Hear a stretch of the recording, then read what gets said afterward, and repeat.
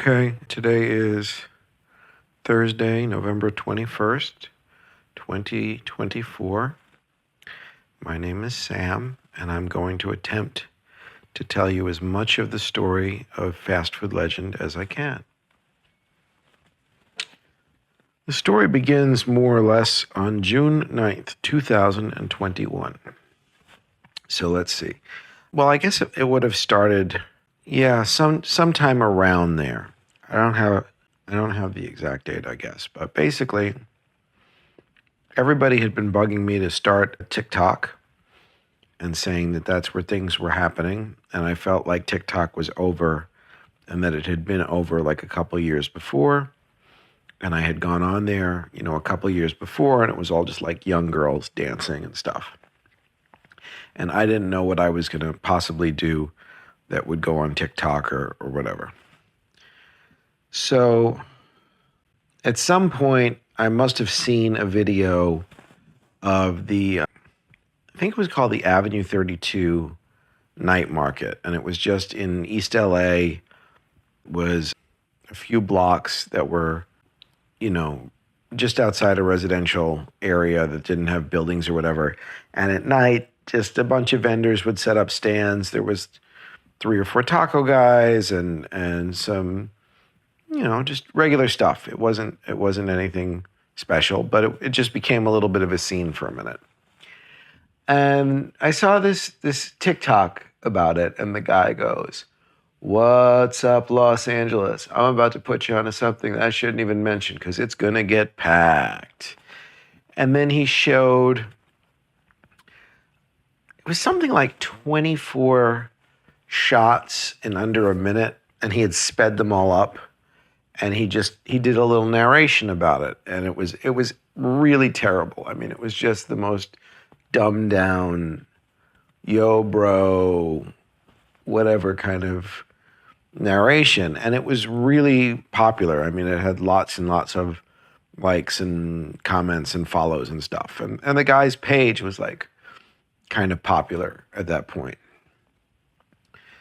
And I thought it was it was so mind-numbingly stupid, and it so perfectly encapsulated like a certain kind of LA personality, and I just thought there was just something about it that I just looked at it and I said, this is a moment. This is this is a scene. Like my friend Paul and I are always joking about, there's a little scene of this or a little scene of that. This was like very clearly a scene. And I think also because of the social media aspect, it was one of the first times in my life I could actually quantify and show you, look, this is actually quite popular. This stupid thing is really, really popular. And the other thing about it was it just seemed like a Monty Python sketch. So it was kind of in the back of my head, like, I'd like to make a parody of this for YouTube, because I was making YouTube videos at that point, but I didn't even know if anybody would understand it because it was so different from the online world that I was living in at that moment, which was mostly music related. I'd been making a lot of music videos and just playing around during the pandemic, trying different things that I just thought were fun. And so I know that so the first concert I went to after the pandemic was probably right around June 9th. And it was Morris Day and the Time at I don't know the name of the casino. It may have been the Pechanga Casino. It was somewhere out by, words not so much today. Palm Springs. It would have been in like Palm Desert, California, like on the way to Coachella or whatever. There was some casino, and the rules were different for masking and stuff because it was technically outside of LA. And they had Morris Day and the Time. I went with my friend Jeff. We sat in the front row, and it was great. It was the first concert I had seen in well over a year because of the pandemic. And on the way there, I remember I made multiple stops of places I wanted to see. So we stopped at the TP Motel, which it's like a hotel where each room is made of, it's a concrete teepee, like an Indian teepee, and it's very cartoonish and ridiculous. And I had remembered seeing it in the opening shots of National Lampoon's Vacation as a kid. And likewise, we also stopped at the McDonald's Museum in San Bernardino, in the location of where the first McDonald's had been. And we went to the restaurant across from where the first Glen Bell restaurant had been, that he knocked off to make Taco Bell eventually. And we stopped at the Cabazon dinosaurs, which are these giant, ridiculous, comical sculptures of dinosaurs in the middle of the desert that you can actually walk up. They're so enormous, they have stairs in them, and you walk up, a couple stories and stuff. And so I must have filmed the first TikTok there. Now, it's possible I had one or two before that and I deleted them. I don't know. I don't think so, though, because that was the first time I had really been out of LA since the pandemic and just getting the idea to film stuff. I know I filmed stuff at all of these locations, but I don't know that I filmed TikToks or not, because I also was doing 360 video channel with a lot of travel kind of content. And I had this Sam Pocker travel Instagram I had started. So I don't know exactly, but more or less what I can tell you from looking at the history of what I have left here. Around that time, I filmed my first What's Up Los Angeles video. The channel was originally going to be called Sam Pocker Travel. And it's possible that maybe the Sam Pocker travel videos I deleted, and then this was the first one that became What's Up Los Angeles. And it was just me going, "What's up, Los Angeles?" And I copied the guy's cadence and his structure. I watched his videos, and if he took, like I say, I think it was 24 shots in a minute or maybe even 30 seconds. So every place I went in, I'd immediately take 24 video clips that were whatever speed, and then speed them up and match them, exactly copying his thing. But in the part where he did the description, so, if he was like, "This place has awesome tacos and they're so good and they've got the birria and blah, blah, blah," I would make the Monty Python part is I would make the description completely absurd. But I'd recite it just as he recited his.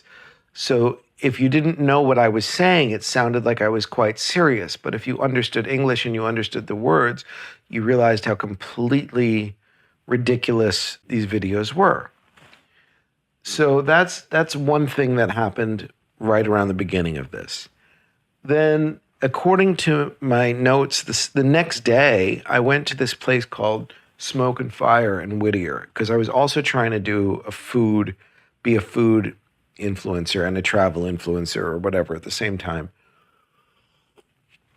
And I think that probably came from the Instagram masterclass I had taken at General Assembly a few years prior, where they talked about travel, food, and beauty are the three main things that people on Instagram want, because at that time Instagram was mostly female and whatever.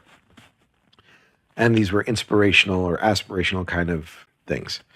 So I go to Smoke and Fire because they are serving this sandwich that's gone viral. I remember I had to wait like a half hour for the sandwich, and it cost a fortune. I think it cost like $52 or something nuts like that for the sandwich. And what it was a hamburger on Texas toast with an entire beef rib on top.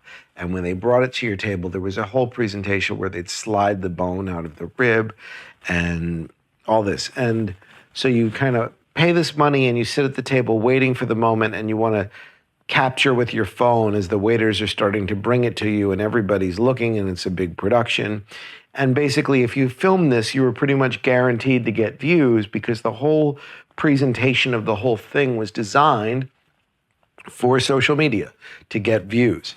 And so I did just the same stuff that everybody else was doing, and but when it came and once they finally left and I had taken all my videos and photos and everything, I took like 2 bites out of this hamburger, and it was completely tasteless, and it was enormous. There was no way I was ever going to finish it.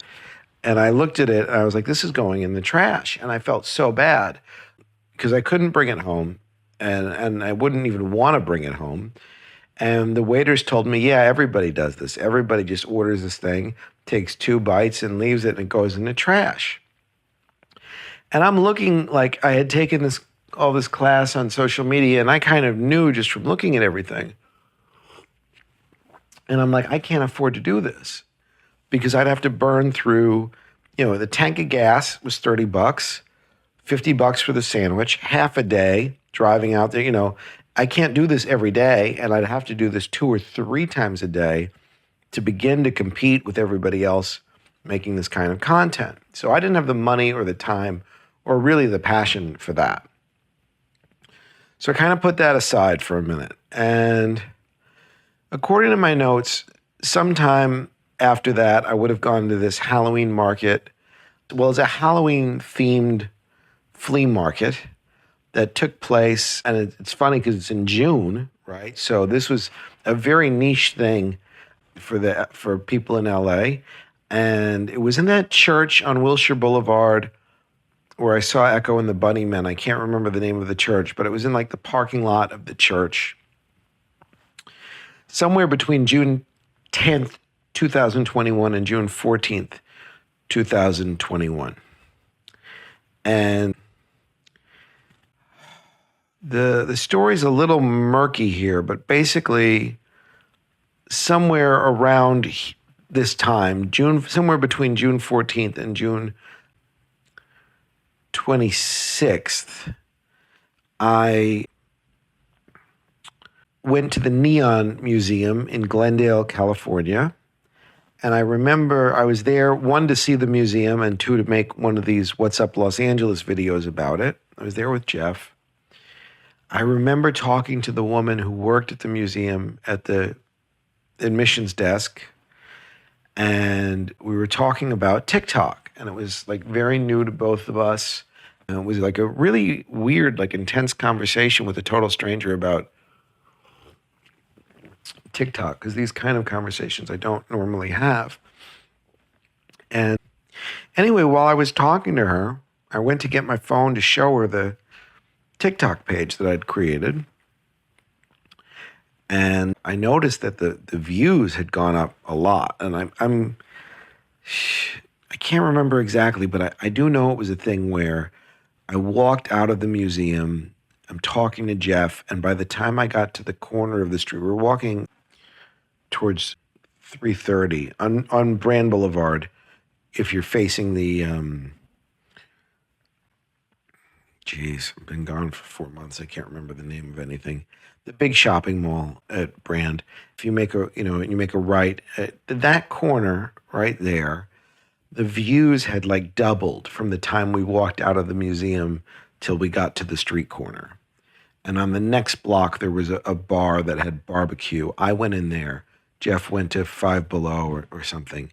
And as I was at the bar, that's when all the views really went through the roof. And by the time Jeff got back, I had 184,000 views on the video of the Halloween market. And I had never experienced anything like that. In all of the stuff I've ever done, I've never gotten 184,000 views of anything. I've never received, even when I was on NPR or in the Daily News or any of those things, or, I've never received as much attention for anything I've ever made as I had at that moment for this incredibly stupid Halloween market video that literally made no sense if you listen to it. The narration made absolutely no sense. But I spoke as if I was saying something very serious, and people wanted to know more, and there was comments and likes, and it was really it was a real shock. So I'm sitting there talking to Jeff, and I'm thinking about, I've been trying so hard for so many years to make something good, and here is something that is incredibly bad, and it's doing much better. So I would be remiss as an artist to not explore that and think about, well, if we made something this stupid, how much stupider could we make it? And with that in mind, I think I continued to pursue that angle. So that was part of it. Now, going back to the food part, right? Because these dates are a little bit out of order, but I think maybe that's because my typing was the issue as I'm looking at this. I may have put the wrong days or whatever, but it's more or less this is the story as it happened. After the experience at Smoke and Fire, I was looking for what could I do with the food stuff, and this incident with the Halloween market video really got me. Like, okay, instead of trying to make good food videos, let's make really stupid food videos. And cheap. Stupid and cheap. So I thought, let's do something with fast food because that'll be the cheapest thing. And people will understand it better because fast food is more, I don't want to say universal, but in terms of American culture, it's more universal. So I was trying to figure out where to film a fast food video because the neighborhood I lived in was really heavily populated with homeless people. And no joke, if you went to the McDonald's near my house, there were just homeless people sleeping on the benches, on the tables. There was feces and urine. It was just really insanely disgusting.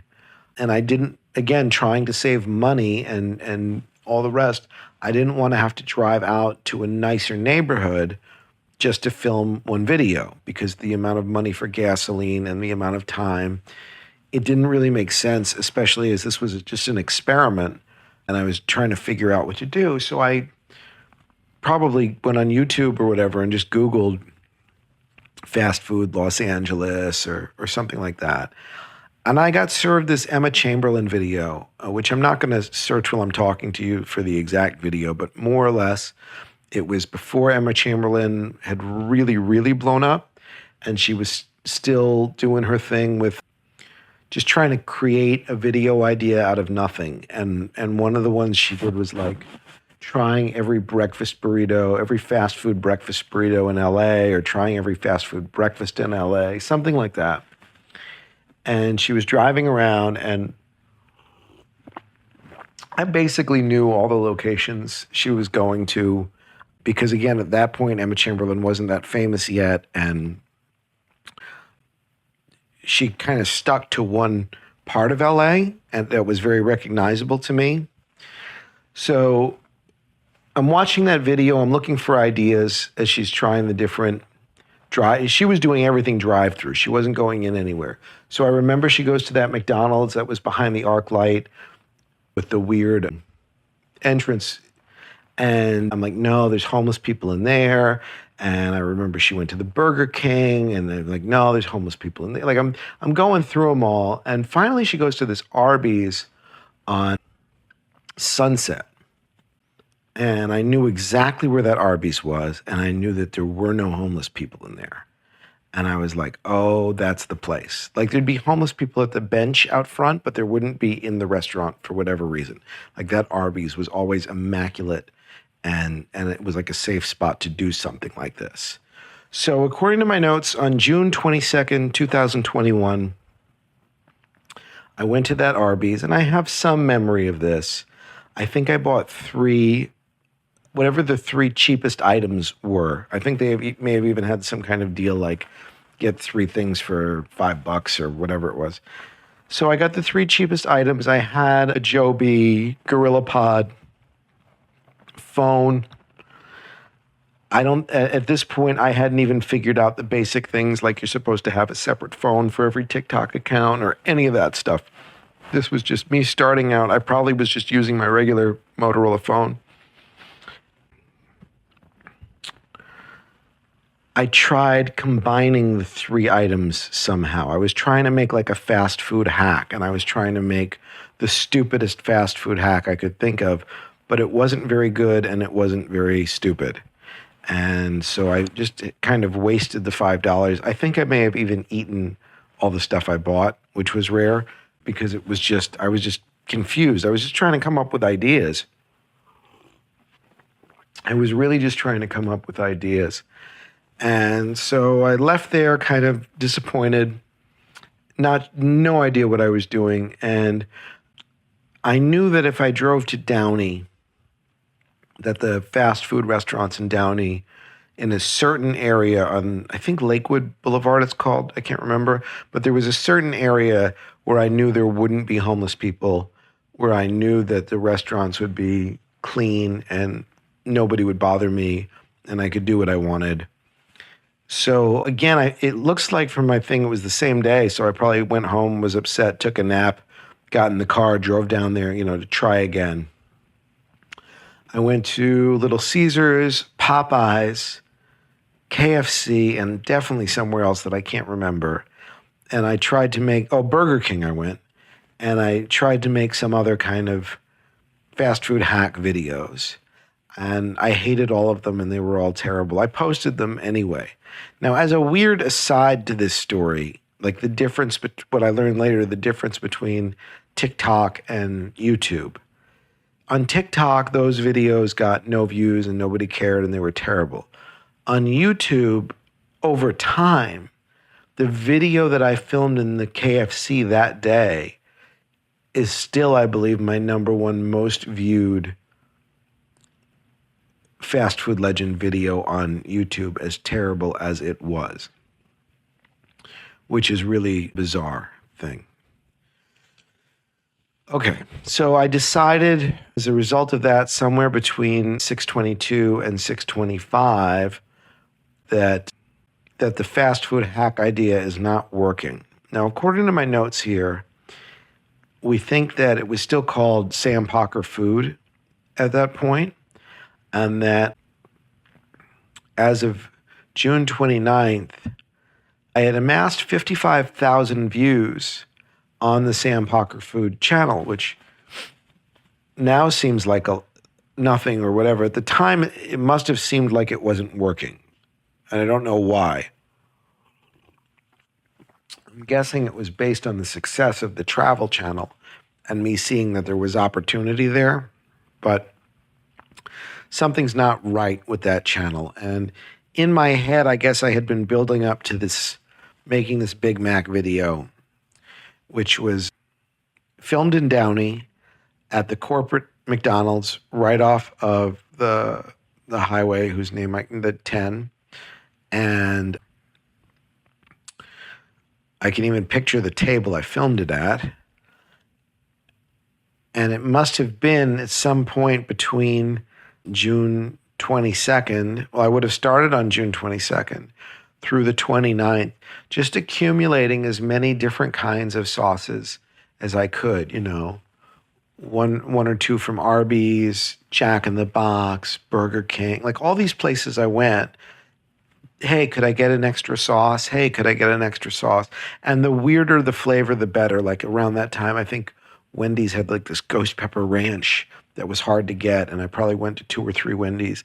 Let me get one of those, any way you could get it, I'll pay the extra 50 cents or the $1. I had a collection going. And I do know in my photos here that I've got the handwritten list of all the sauces I had collected to make the Big Mac video with. And I must have gone online or talked to friends or whatever to make a list of all the chains we could think of to go to get the sauces to make the Big Mac video. And the Big Mac video is simply, I ordered a Big Mac without sauce, and I take the bun off the top, and I show you, okay, we're going to add a Burger King barbecue sauce and a Wendy's ghost pepper ranch and a Subway vinegar and a Popeyes Cajun sparkle and a Little Caesars, whatever. And every chain you could think of, and dump it on this one sandwich. I wish I had thought of an ending for the video, but I didn't. And I also, because I was trying to make something as stupid as possible, but at the same time make something that was very conceptual and actually kind of had a very strong message to it. I don't know. It was just kind of like, let's just try it and see what happens. This was still a really big experiment at this point. So I filmed the Big Mac in Downey. And that was when I realized that I'm going to have to start bringing cleaning supplies with me, because it was a huge mess to try to clean that up just with McDonald's napkins. And they don't want to give you a lot of napkins. I remember I had to go to the bathroom at the McDonald's multiple times with napkins to wet them to clean the table. It was disgusting. And that stuff I couldn't get off my hands. Part of the story here is that as I did this more and more, all of my clothing was completely destroyed. Every shirt, every pair of pants, every pair of sneakers, everything was completely destroyed by all the condiments. Just absolutely, I didn't even know you could do this stuff to fabric. It was just horrible. I stank like vinegar ketchup mold all the time, to the point that I couldn't smell it anymore, but I shouldn't be around people because it was just insane. That happened rather quickly. So I filmed this Big Mac video, and let's see. Right. So on July 3rd, so it's 4th of July weekend or whatever, and I'm not a big holiday person, and I often find that around the holidays, I take on really big projects to distract myself from the fact that it's a holiday. And that's usually subconscious, but not always. And before any of this, when I was just still doing YouTube, I wanted to make cooking videos and I wanted to make YouTube food videos and stuff. So I had invested a lot of time and money and energy into building a setup in my kitchen with a stainless steel table on wheels, and I had a wood panel that went on top of it to simulate a kitchen table, and I had the right ring lights, and I had the right camera setups and all this stuff. So I had stuff to film food in my kitchen. And because I don't even know exactly why I'm recording this right now or who's ever going to hear it in the future, I'm kind of leaving notes for someone. If I was hearing this and I was, what if I'm dead 50 years from now and you're listening to this and you want to know whatever, that's why I'm telling you. So maybe you can find, maybe you can't, I had made these videos like how to make nachos correctly, or combining every kind of cookie mix, like Betty Crocker cookie mix. I forgot about that one. And it was really hard to find them all, and I mixed them all in a bowl. Anyway, I had filmed them all on this same table. So I had a tape. My point is that I had established a setup for filming food in my kitchen on this table. And I thought, okay, this fast food channel is not working out. We're going to give this one last shot. And if we can't make it work, then we're going to give up and just stick to the travel stuff. And on July 3rd, I remember Jeff came over to help. And this was all still new, so this was unproven and very crazy. I ordered like $100 worth of fast food delivery from McDonald's, Taco Bell, and somewhere else I can't remember anymore. And just tried to make as many videos as I could with $100 worth of food, of mashing foods up together. I remember there was one where I put a McDonald's apple pie on top of a cheeseburger, like just dumb. None of it. I was trying to be stupid, but I was struggling to be stupid, if that's really what it comes down to. It's really hard. As I think you'll learn from whatever becomes of this recording. It's really, really hard for intelligent people to be intentionally stupid. And when you catch a fire, when you really like get onto the point that you're like, oh, I've got a system of how to be really stupid, it's great. But it takes a long time to find that voice.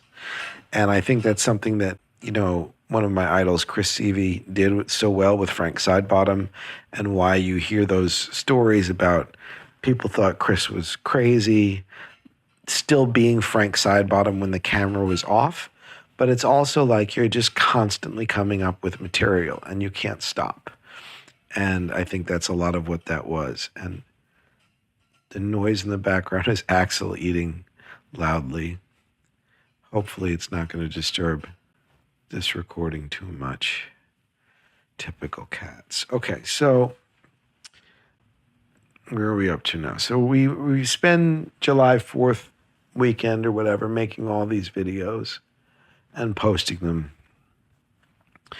And they're not going anywhere. But the travel thing is still a thing. So I did like a Udemy, some kind of online 11-hour TikTok marketing course that had the most 5-star reviews. And I knew that it was going to be very con artist stuff. I knew it was going to be a lot of get rich quick stuff. I knew there was going to be a lot of BS in there. But at this point, I still barely knew how the TikTok app worked. I didn't know what anything was. So I figured I better at least sit there and listen to what they had to say and pull what I could out of it. And this is something I had been doing for about 7 years at that point. I loved watching all these kind of get-rich-quick scheme videos because even though you know that it's a scheme and you're not going to get rich from it, you're going to learn a lot about a lot of little things in the process. And that was the case with the TikTok one too. I really listened to what they said, and I was like, okay, I don't know if this is going to work, but I'm going to follow what they say, and I'm going to see what happens. And the next day after I started taking that, I somehow realized that I just wrote here, I must have realized that the TikTok was getting a little bigger, but no screenshots in my photos look on my hard drives, which I haven't looked on my hard drives. And I also have to assume that I started taking that class on July 15th, but I did not actually finish that class until another day, 7/21. Okay, so I started taking the class on July 16th, 2021, and I must have been in Vegas. I must have left for Vegas that day. Like I probably bought the class in the morning and left for Vegas that day. And I didn't think about this or whatever. I don't know that, geez, it's just kind of lost to time and maybe we could dig it out more over time, but I'm very stressed for time as I'm even recording this. And Axel's making me look crazy too. But on July 17th, all I know is I was in Las Vegas and I had forgotten all about this TikTok stuff for a minute. And Jeff asked me what happened with those videos we had filmed back on July 3rd. And I opened the phone to look, and that's when I discovered that the Big Mac video had hit 1 million views. And at that point, I deleted all of the videos I had made before the Big Mac from the account. And I believe it was on that day that I called it Fast Food Legend. And the name Fast Food Legend came from, I didn't want it to be Sam Parker food if I was wasting food, because I didn't want people to be angry with me for wasting food. And I was a little paranoid about getting swatted or whatever the word is.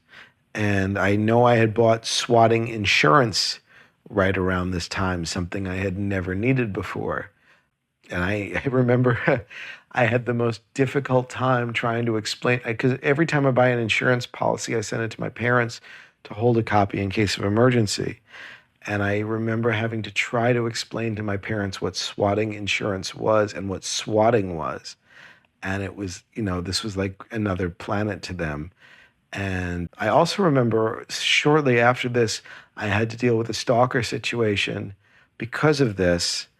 And I called the LAPD, who was usually like quite useless when I had problems. And I discovered that if you call the LAPD and you say, I'm becoming famous for something and I've got a stalker problem, they are shockingly helpful. It's like VIP service. It was like night and day. I couldn't believe it. It was really weird. So anyway, okay. So on July 18th, I didn't tell you how I came up with the name Fast Food Legend. On the Sam Parker travel account, I had a video for Amoeba Records. And somebody commented, yo, bro, you don't have to tell us about Amoeba. That place is legend or legendary, something like that. And that's what gave me the idea for Fast Food Legend. Okay. So now we're at the, and if that's the case, I should also tell you that somewhere in there, I stopped trying really hard with the travel and I started just going to average everyday places that everybody knew about, such as Amoeba Records. and doing the same "What's up, Los Angeles" routine on them, because I realized it didn't matter where I went or what I said, as long as I had that cadence and the verbiage and the cuts. You could literally show, a restroom at a gas station, and people would watch it and give it likes if you did that in that format, and that was so interesting to me. Okay. So July 18th, Big Mac video hits 2 million views. I have certainly never made anything in my life that has ever gotten 2 million of anything. At this point, I'm not sleeping anymore. I'm just coming up with ideas. July 21st, I completed the 11-hour TikTok marketing course, which is I was probably doing that aggressively after the Big Mac hit 2 million views. And then on July 24th, I don't know how this happened. I wish I did, but I guess I was just trying to come up with more stupid ideas, and I had a Whopper and a Whopper Jr. on the table. I assumed that I had bought them to make a video with, because at this point I was trying to repurpose every morsel of food that I bought. I was trying to repurpose for content in some way. And so sometimes the same hamburger would be used 3 or 4 different ways before I poured sauce on it. And I had built like a little system in the fridge with silica gel, so that if I bought fast food hamburgers, I could store them in the fridge for a few days to try to do different things with them. And I remember my friend Ellen was coming to LA to visit, and she was bringing something. She said, "Do you need anything from New York?" And I said, "Do you have any silica gel?" And she thought I was joking. But I was like, no, I really need those little packets of silica gel. I'm running out of them so quickly. My whole fridge is full of these plastic containers with hamburgers drying out, for these videos. It was really strange. Okay. So on July 24th, I somehow end up doing that photo shoot that becomes the picture of the hamburger with eyeballs that I ended up using on everything after that. And I wish I could remember what I was thinking or what I was doing when I came up with that, but that just happened. Now, I do know there are 2 videos which are my favorite Fast Food Legend videos that got like no views. And they're on my Instagram somewhere. And they have and it may have been from that day. That may have been what happened. A lot of the TikToks that were blowing up around that time were just people using existing sounds and TikTok trends. And I was really into coloring books, or I am really into coloring books. So I had colored different backgrounds and put them up on the kitchen table as backdrops. And one is I recreated a scene from Hamlet, I believe. I can't remember exactly. But it's a hamburger with eyeballs talking, and it's reciting Shakespeare. And another one was Somewhere from West Side Story, which I think is my favorite video that I made with the burgers. So that may have been what I shot that day, which would make sense why I had put eyeballs on them. My throat is starting to hurt from talking. I'm going to pause this at August 1st, 2001, and I'll be back.